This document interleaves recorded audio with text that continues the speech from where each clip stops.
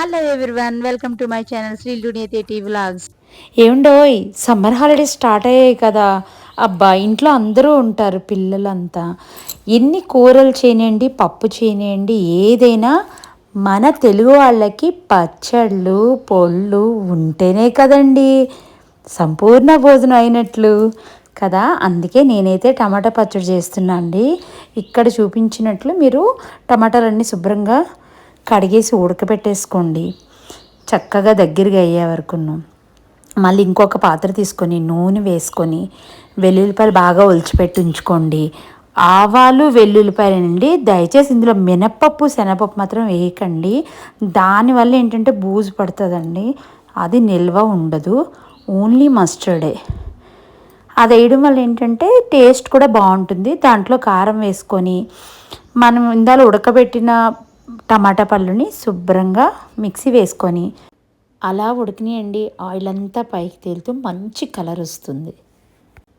వేడి వేడి అన్నం మీద కాచిన నెయ్యి కరివేపాకు పొడి వేసుకొని కలుపుకొని తింటుంటే ఉంటుందండి. అబ్బబ్బా, సూపర్ ఉంటుంది అసలు. అలా మనం కరివేపాకు క్లీన్ చేసుకొని జస్ట్ దోరగా వేయించుకున్నామంటే అది పట్టుకుంటే ఇలా విరిగిపోయేలా ఉండాలండి ఆకు. దాంట్లో శనగపప్పు, ధనియాలు, జీలకర్ర, మినపపప్పు ఇలా మనం వేసుకొని అన్నీ దోరగా వేయించుకొని కాస్త ఎండుమిర్చి కూడా మీకు కారంకి ఎంత కావాలో ఒక 10-5 కారం చూసుకొని తగినంత వేసుకొని చక్కగా వేయించుకొని పొడి కొట్టండి.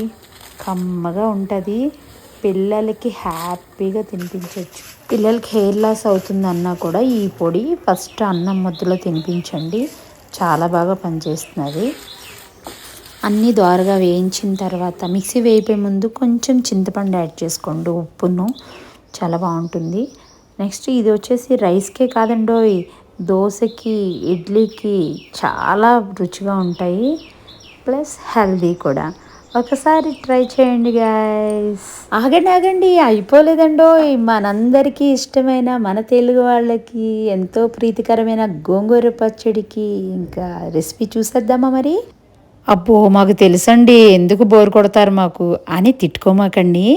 జస్ట్ నా సరదా కోసం కొత్తగా పెళ్ళైన వాళ్ళ పిల్లలు ఎవరైనా నేర్చుకుంటారు అన్నట్లు వాళ్ళ మగుడికి కూడా గోంగూర పచ్చళ్ళు చేసి కాకపట్టాలి కదా. మరి నేను రెసిపీలో చూపిస్తున్నట్లుగా చక్కగా గోంగూరని ఉడకపెట్టుకొని ఆవాలు జస్ట్ వెల్లుల్లిపాయలేనండి కారం వేసి నూనెలో దోరగా సిమ్లో పెట్టి వేయించుకొని మనం పచ్చడిని మిక్సీలో పట్టుకొని ఫస్ట్ ఉంచుకొని అది ఆయిల్లో వేసుకొని బాగా తిప్పి అందులో సాల్ట్ వేసి ఏమండో లాస్ట్లో పచ్చి ఉల్లిపాయలండి వేసి ఒక్కటే ఒక తిప్పండి, చూడండి ఎలా ఉంటుందో.